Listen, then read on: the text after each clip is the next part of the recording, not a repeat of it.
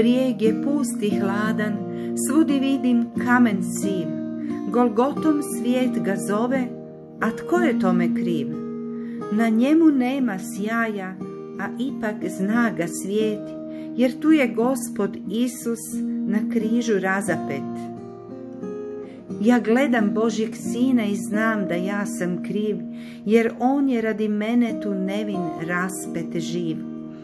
Od groba da me spasi, on nosi trnjev splet i s ljubavlju on pođe u grob za cijeli svijet. I nema ljepšeg meni od tužnog mjesta tog, gdje radi mog spasenja svog Sina dade Bog. Golgotom svijet ga zove, jer tu je raspet spas, na njemu ja sad gledam koliko ljubi nas.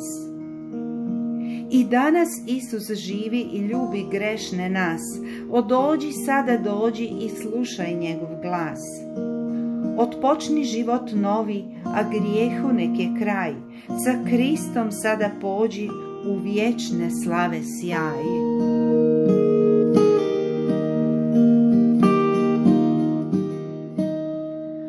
On nas je oslobodio od tolike smrtne pogibli i opet će nas osloboditi.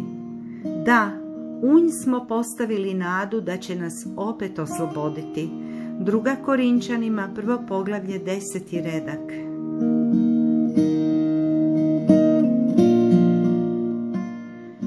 Krist nas je izbavio od vječne smrti.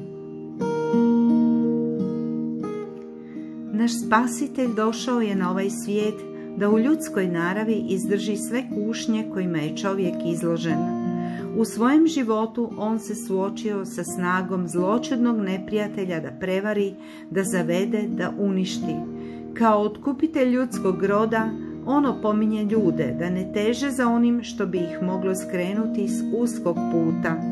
On je prokročio stazu slave za one koji putuju u nebeske stanove, koje je otišao pripremiti svima koji žele postati članovi kraljevske obitelji.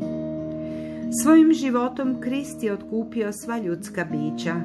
On je umro okrutnom smrću da bi spasio ljudska bića od vječne smrti.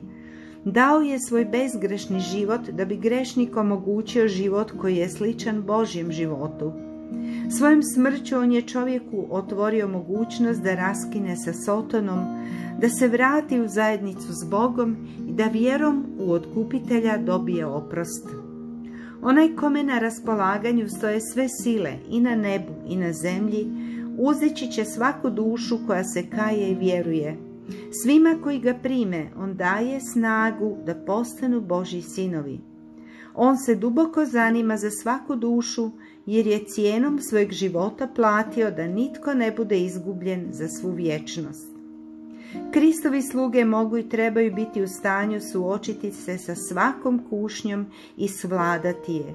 Trebaju reći, ja ne pripadam sebi jer sam kupljen otkupninom. Zahvaljujući beskrajnoj žrtvi koju je Krist dao za mene, ne mogu mu dati više nego što traži od mene. Sve je postalo njegovo. On me je otkupio, tijelo, dušu i duh.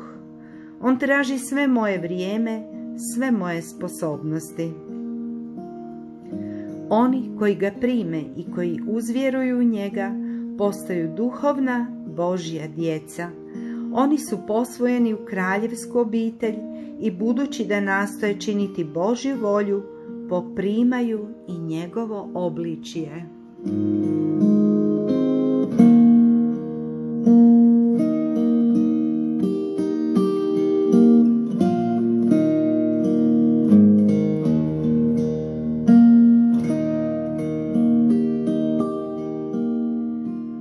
Obilje Božje ljubavi, radosti, mira i blagoslova želim vam svima u novom danu.